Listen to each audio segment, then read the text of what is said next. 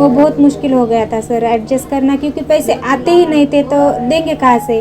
तो मेरा थोड़ा बहुत 20 रुपए का, 50 रुपए का, कभी 100 रुपए का इतना कॉम्बिनेशन का हो जाता था, तो मैं हमारा घर कैसे भी करके चला सकती थी।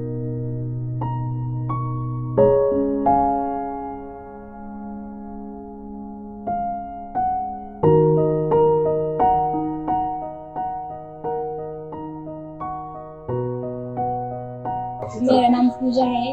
मैं सुबह 9 बजे काम पे जाती हूँ, शाम को 6 बजे आती हूँ। ये मेरे पति भी हाउसकीपिंग का काम करने जाते हैं। फिर मुझे टाइम मिला तो मैं सिलाई का काम करती हूँ, और मेरे लेबर कैंप के ही कपड़े मुझे आते हैं सिलने के लिए।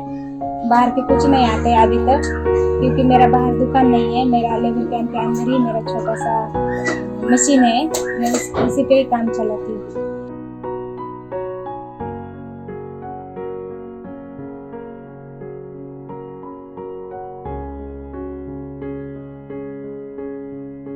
मेरी शादी 18 साल में हुई। शादी होने के बाद घर देखना पड़ता है, सास ससुर ननद सबका ख्याल रखना पड़ता था, तो मैंने सिलाई का काम थोड़ा छोड़ दिया था। फिर ऐसी परिस्थिति आई कि मेरे पति को पैर को बहुत बड़ा एक ज़ख्म हो गया था।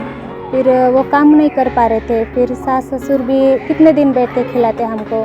फिर मैंने खुद का मेरे पति को बोला कि मुझे ये काम आता है, मैं करूँ क्या? तो वो तो पहले बोले कि नहीं, कितना करेगी तू, नको करो। फिर इतने पैसे भी नहीं थे, परिस्थिति भी ऐसी नहीं थी कि वो मुझे एक सिलाई मशीन खरीद के दे। फिर हमने एक बचत गट से लोन लिया। फिर लोन लेके उसको मेरे पति ने मुझे एक मशीन खरीद के दी, और वो लोन हमने थोड़ा थोड़ा करके फेड दिया। और मैं फिर थोड़ा थोड़ा कपड़ा सिल के उनका ख्याल करती थी, उनका हॉस्पिटल का खर्चा भी करती थी, घर भी चलाती थी। ऐसे करके मेरे पति ने मुझे बहुत हेल्प की है।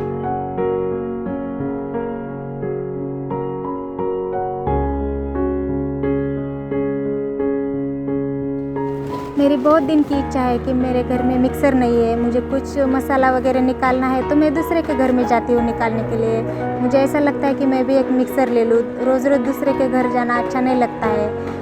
लेकिन कितना दिन हो गए मुझसे एक मिक्सर नहीं लिया जाता, तो मेरे मन को बहुत ऐसा दुख होता है कि मेरी परिस्थिति ऐसी है कि मैं कुछ ले नहीं पाती हूँ, घर में मिक्सर नहीं है।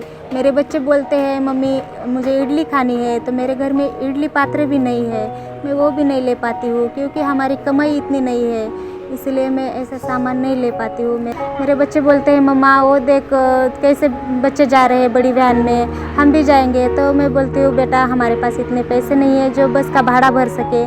मेरे बच्चे पैदल स्कूल जाते हैं, पैदल ही आते हैं।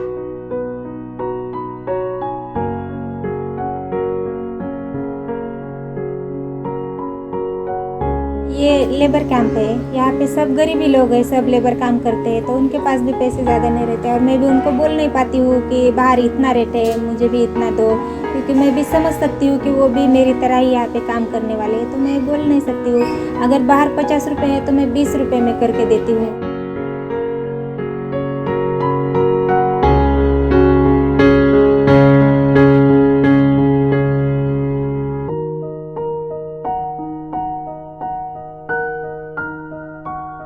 काश कि मेरा छोटा सा बाहर दुकान हो, जो बाहर के लोगों को पता चले कि मैं सिलाई का काम करती हूँ और मेरे पास आए, इससे मेरा फ़ायदा हो सकता है।